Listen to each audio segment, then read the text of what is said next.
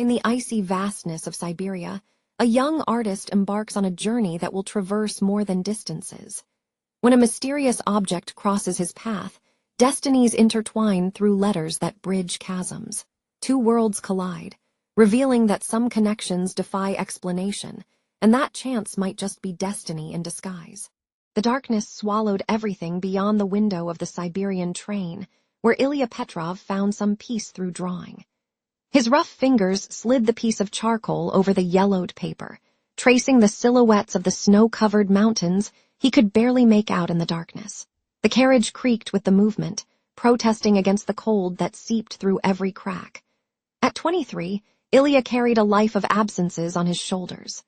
Orphaned since he was 15, when a fever took his mother, and months later his father succumbed to exhaustion in the mines, he had learned to survive in the silent corners of life. In the small village where he grew up, opportunities were as scarce as warmth in winter. "More tea, young man?" asked an elderly woman whose face was wrinkled like an ancient map, interrupting his thoughts. Ilya smiled kindly. "Spasibo," he thanked, accepting the steaming cup that warmed his hands almost as intensely as the gesture of kindness warmed his heart. The third-class carriage was a mosaic of stories, workers, students, families who had saved for months for that trip. Ilya belonged to all and none of these groups. In his worn-out backpack, besides some clothes and a sandwich already hardened by the cold, he carried his treasures. A case of colored pencils given by the art teacher at the orphanage, a notebook almost full of drawings and dreams, and a small wooden box where he kept his savings enough money to reach Paris and survive for a few weeks while looking for work. Paris? The word sounded like an enchantment in his mind. He had seen images of the city in worn-out books from the public library, heard travelers' stories about the lights and art that overflowed its streets. He knew that artists like him found inspiration on the banks of the Seine. Perhaps there, his drawings would finally find eyes that understood them. The night was advancing as the train cut through the vast whiteness. Ilya fell asleep with the notebook open on his lap, dreaming of colors that Siberia had never shown him. On the other side of the continent, Camille Delacroix was observing Paris through the wide window of her studio on Rue du Bac. The fine rain transformed the city's lights into impressionist brushstrokes on the glass.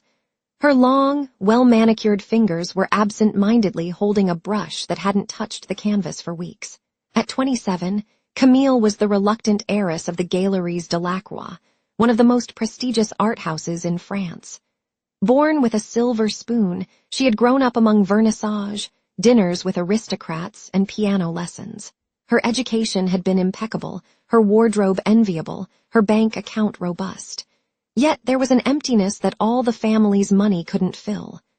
"Mademoiselle, your mother requests your presence for dinner," announced Marie, the governess who had known her since childhood. "Tell her I'm not feeling well," replied Camille, without taking her eyes off the window. "A discomfort, perhaps." Marie hesitated at the door. "This will be the third time this week, mademoiselle." "I know, Marie. Please." Alone again, Camille walked over to the shelf where she kept her brother's memories. Adrien had passed away 3 years ago, a car accident after a night of celebration. Since then, Camille's world had lost its most vibrant colors. She missed the endless conversations about art and philosophy, the shared laughter, the closeness only known to close siblings. Her fingers touched Adrien's old Bible, a gift from their grandmother that he carried with him on all his travels. Adrien wasn't particularly religious, but he appreciated the poetry of the sacred texts, underlining passages that touched him with his elegant handwriting. "What would you do now, Adrien?" she murmured to the silence of the studio. The gallery was pressuring her to take on more responsibilities. Her mother insisted on introducing her to suitable suitors, and her heart remained stagnant like a frozen lake. The phone rang, interrupting her thoughts. It was Claude, her assistant at the gallery. "Camille, we need your decision on the spring exhibition. The Russian artists I mentioned are eager for a response." "Russian artists," she repeated, looking again at the rain. Something about this idea awakened a dormant curiosity. "Send me the portfolios again. I'll decide by tomorrow." After hanging up, Camille felt something she hadn't experienced in a long time, a spark of inspiration. She picked up her brush and for the first time in months, brought it close to the blank canvas. 3 days later, Ilya's train stopped at a remote station. It was dawn, and the platform was practically deserted. Taking advantage of the 30-minute stop, he got off to stretch his legs and breathe in the fresh air. The station was small and poorly maintained, with wooden benches cracked by time and cold. As he passed one of them, he noticed something unusual, a small dark volume partially covered by recent snow. Curious, he approached and discovered a book wrapped in a scarf embroidered with the initials, A.D. It was an old Bible, with delicate and yellowed pages. Among them, a note in French that Ilya could barely decipher with his rudimentary knowledge of the language. Pour quand l'espoir fait mal. For when hope hurts, turning the paper, he found a name and an address. Camille Delacroix, Paris. The train whistle blew, announcing the imminent departure. Without time to think, Ilya tucked the Bible and the note into his backpack and ran back to the carriage. During the following days, as the train traveled westward, Ilya carefully leafed through the found Bible. Some passages were underlined, while others had small notes in the margins. Although he couldn't comprehend the full meaning, he could feel that the book was important to its owner. At night, when everyone was asleep, he took out his notebook and wrote a simple letter with his imperfect French. Mademoiselle Delacroix, I found something that seems important. It's old, but it seems to have found the right path to me. A Bible with your initials. I am traveling to Paris and would like to return it. If this is possible, please respond to the hostel address below. With respect, Ilya Petrov. At the next station with a post office, he sent the letter without high expectations of a reply. Camille was sorting through mail at the gallery when she found an envelope with unfamiliar handwriting and a foreign stamp. At first, she considered leaving it with the secretary, but something made her open it personally. Upon reading the simple and direct letter, her heart raced. Adrian's Bible. Her brother had traveled through Russia the year before his death, fascinated by the culture and Orthodox art. The Bible was his most precious possession, and Camille believed it was lost forever, like so many other parts of him. She sat at her desk and, with slightly trembling hands, wrote a response. Dear Mr. Petrov, your letter brought an unexpected light to my day. The Bible belonged to my brother, Adrian.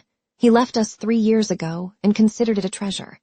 I don't know how it traveled so far, but perhaps it wasn't by chance that it ended up in your hands. I would be honored to meet you when you arrive in Paris. Allow me to offer you tea at the art gallery my family runs. I've attached my card with the address. Thank you for your kindness, Camille.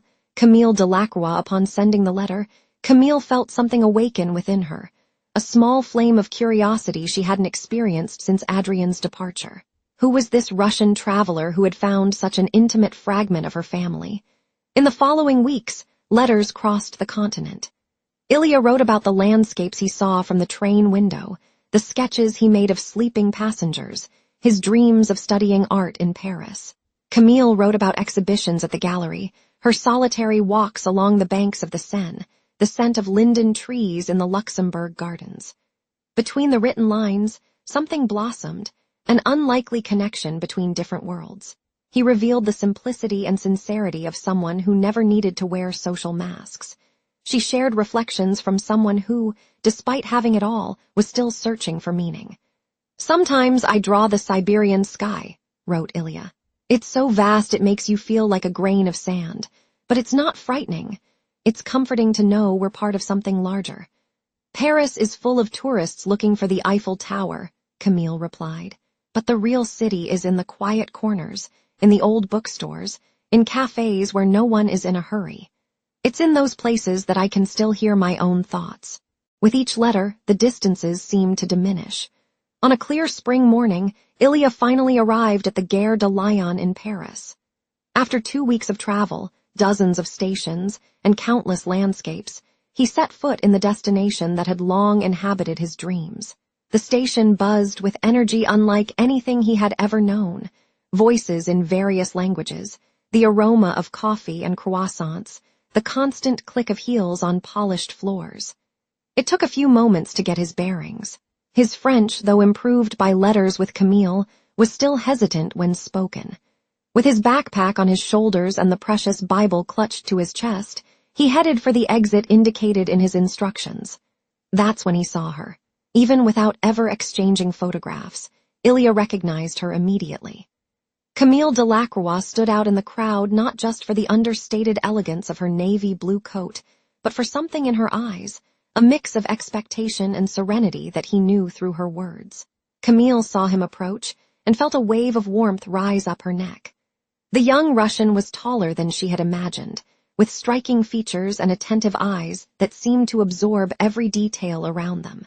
There was a silent dignity in his posture, despite his simple clothes and the evident fatigue of the long journey. "Mademoiselle Delacroix?" he asked, with a pronounced accent. "Monsieur Petrov," she replied with a genuine smile. "Welcome to Paris." Ilya extended the Bible carefully. "As promised." When Camille touched the book, her fingers brushed against his for a moment. It was a brief contact but fraught with meaning, the first physical touch after months of exchanged words. "I have something to show you," said Ilya after a moment of silence. From his backpack, he carefully pulled out a pencil-drawn portrait. The drawing showed Camille exactly as she stood that day, including the pearl necklace that had belonged to her grandmother, which she wore as a talisman on special occasions. An impossible detail to guess, something he could never have known. "How?" she murmured, touching the drawing with her fingertips. "I can't explain," he confessed simply. "I just saw it in my dreams." In that moment, both felt that something greater than coincidence had brought them together. In the weeks that followed, Paris opened up to Ilya through Camille's eyes.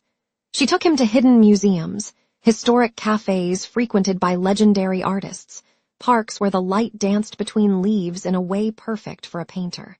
He absorbed everything with silent admiration, his eyes capturing details that many Parisians, accustomed to everyday beauty, no longer noticed.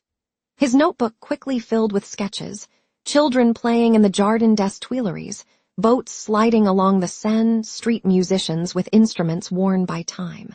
At the Delacroix Gallery, Camille organized a small exhibition with Eastern European artists and included some of Ilya's drawings. To both their surprise, his work sparked genuine interest from critics, who praised his unique perspective and sensitivity in capturing emotions through simple lines. "Your drawings have soul," commented an influential art dealer during the opening. "They show Paris through eyes that still manage to marvel." As the days went by, their friendship deepened, transforming into something more complex and delicate. They talked for hours in cafes, walked hand in hand through ancient streets, shared comfortable silences watching the sunset from atop Montmartre. For Ilya, Camille represented not just the beauty and sophistication of Paris, but also a soul that understood his silent language. For Camille, he brought the authenticity and perspective missing in her world of appearances. "You make me see my city as if for the first time," she confessed one afternoon as they watched boats pass under the Pont Neuf. "And you show me that I can belong to places I never imagined," he replied, intertwining his fingers with hers. But clouds were forming on the horizon of their story. Margot Delacroix watched with growing discomfort her daughter's closeness with "that Russian boy," as she referred to Ilya. At 55, Margot was the relentless guardian of family tradition and the untarnished reputation of the Delacroix Galleries. Widowed for 10 years, she had dedicated her life to maintaining her husband's legacy and the family's social position.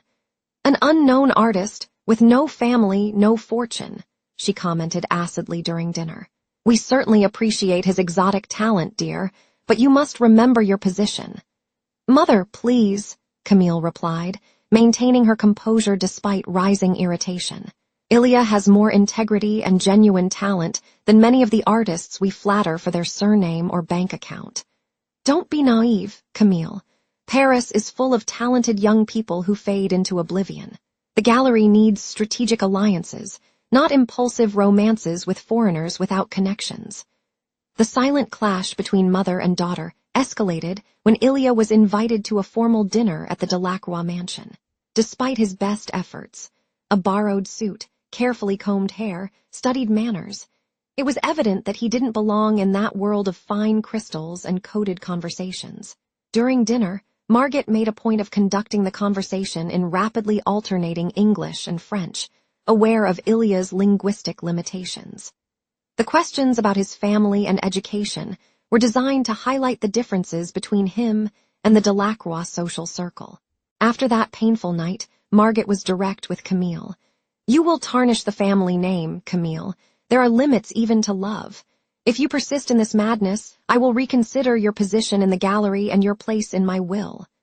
The threat hit Camille like a physical blow. The gallery was not just a business. It was the legacy of generations, the last link with her father and brother, the work that, despite everything, gave purpose to her days. On a cold afternoon, with a heart heavy as lead, she met Ilya in the small apartment he had rented near Montmartre. Lacking the courage to fully explain, she handed him an envelope with a return ticket to Russia. "Perhaps one day time will allow us what now would be destroyed," she said, the words coming out fractured by contained emotion. Ilya looked at the envelope for long moments. In his eyes there was no anger, only deep sadness mixed with understanding. "True love doesn't need to shout," he finally replied, gently touching her face. "It waits."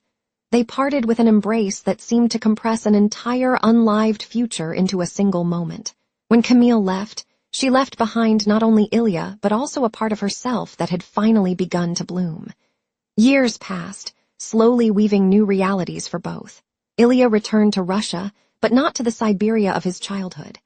He settled in a small town near Moscow, where he secured a position as an art teacher at a community school.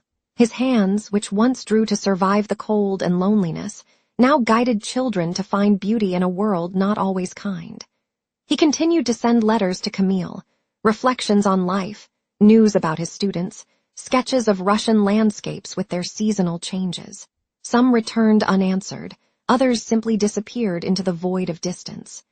Yet he persisted, like someone lighting a candle in the dark, not in hope of a response, but out of fidelity to an inner light. In Paris, Camille gradually assumed more responsibilities at the gallery, transforming it into a space that, besides marketing consecrated art, opened doors for new and diverse voices. She became respected in the art world for her keen eye and passionate defense of authentic talents, regardless of their origin.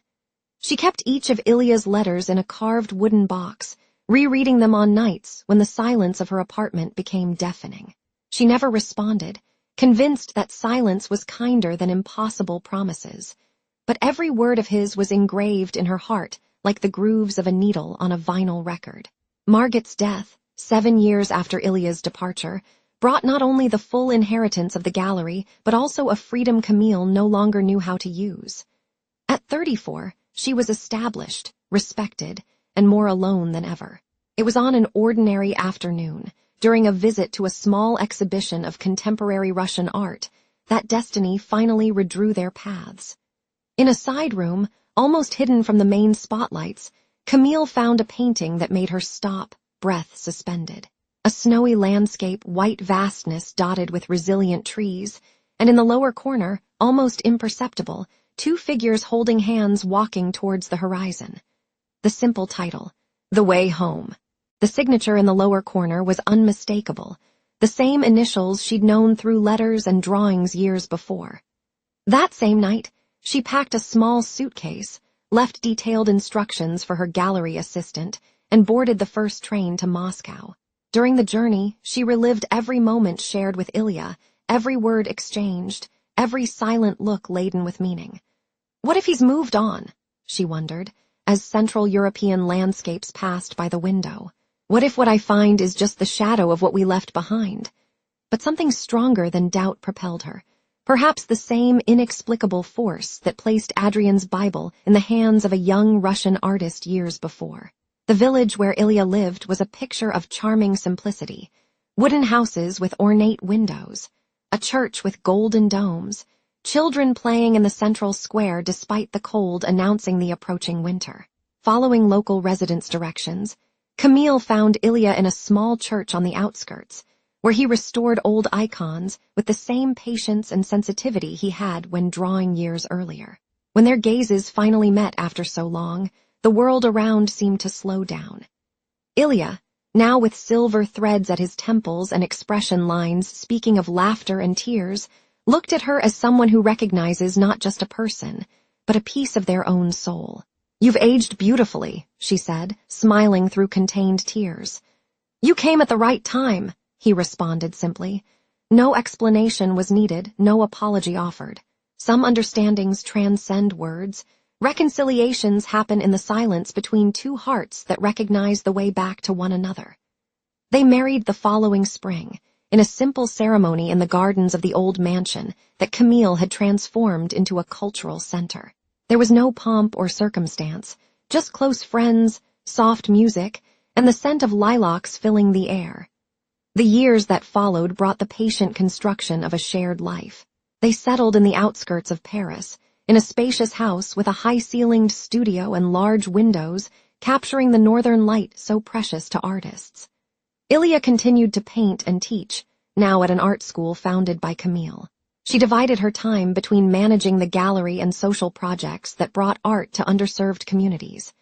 They had 2 children, Marie and Nicolas, who grew up among canvases, books, and stories of trains crossing snowy deserts.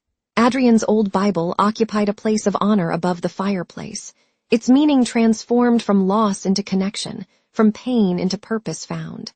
Decades went by, the house filled with the joyful noise of grandchildren, multilingual conversations, and music from different eras and places.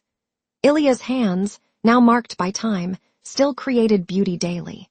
Camille's eyes, with expression lines at their corners, still sparkled as she observed the twilight colors in the garden they cultivated together. At 78, Ilya passed away on a quiet autumn morning, the brush still in his hand, working on a portrait of the family gathered.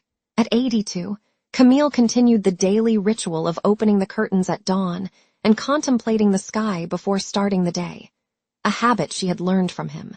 "Mom is talking to the clouds again," the children would say, watching her smile serenely toward the horizon. What they didn't fully understand was that, for Camille, those moments were not of absence, but of presence. The calm certainty that some connections transcend time and space, like a letter sent across impossible distances, always finding its recipient. On the main wall of the studio, a small painting remained. 2 young people at a train station, snow gently falling, a ticket flying in the wind. Below, a handwritten inscription by Ilya years before. "Some loves don't need miracles, just courage to cross the winter." And perhaps that was the true legacy they left, not the works of art filling museums, not the fortune destined for noble causes, but the silent proof that when 2 hearts recognize each other through the fog of time and circumstances, no winter is too long to prevent the arrival of spring.